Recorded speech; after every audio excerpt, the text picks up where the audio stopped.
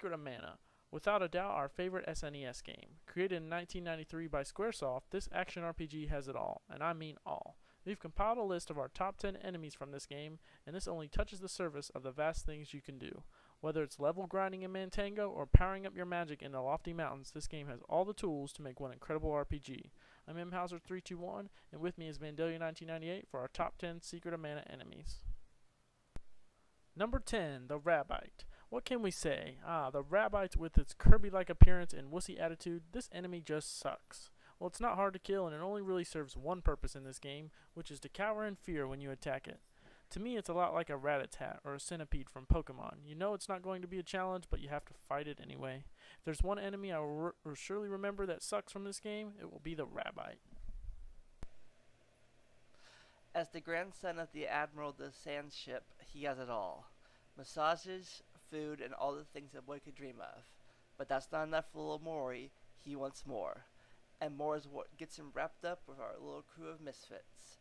But when the Empire comes knocking at his door, little Mori loses all his gusto and becomes the biggest wimp on our countdown, making him number 9. Number 8, Elliot.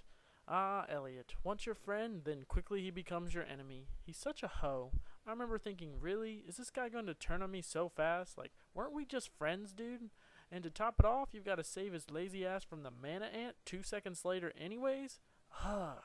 Although not your typical enemy, I think he deserves the right to be classified as a bad guy on this list because, to me, he upholds the word traitor. Number 7, the Tadpole or Biting Lizard. This next enemy is crazy. He may seem small, but his power comes from within. That's right, his tongue.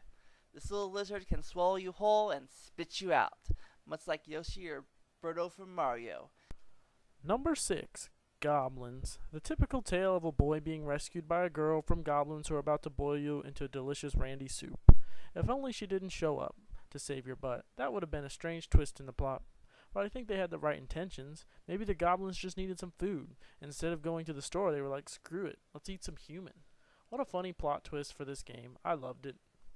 Number 5, the Mana Ant. The first boss in this game is a funny one. First, you can't die, and you must save your traitorous friend.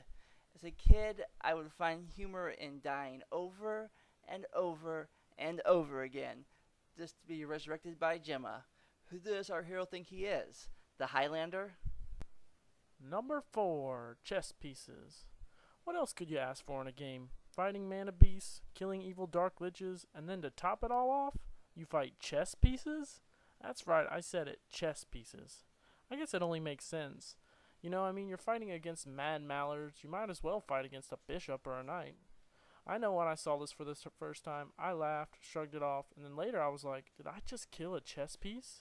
So badass. Number 3, the Dark Stalker. This guy has to be the easiest boss in the whole game.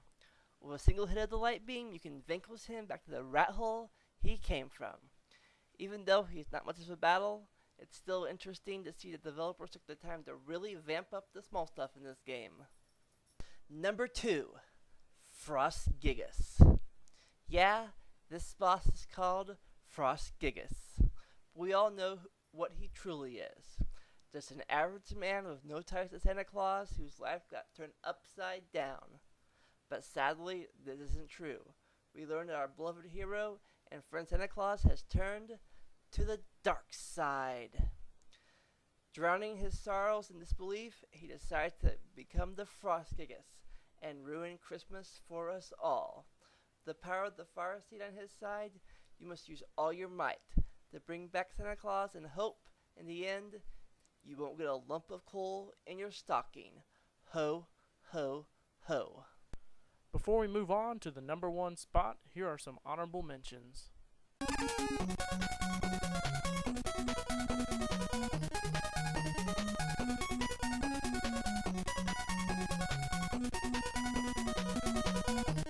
And number 1 on our list is the Poltar Chair. Dodge left, cast defense up, heal, and attack. Attack with all your might. Attack a chair? What? Yeah, Right, the game designers were smoking some serious stuff when they said let's animate that chair and turn it into an enemy. At first I was like, are they for real? Are we playing Beauty and the Beast here? But eventually I looked at this with open eyes. It's good, you know, it's the kind of good when you're finished playing at the game at the end and the titles roll. You can look yourself in the mirror and say, I did it. I defeated the Mana Beast, and I defeated the hardest enemy of them all, the chair. I know what you're all thinking. You want more, right? Well, if we mentioned every great thing about this game, this video would go on for hours. So, as we leave you wanting more, this is Vandalia1998 and Mhhauser321. We'll see you next time.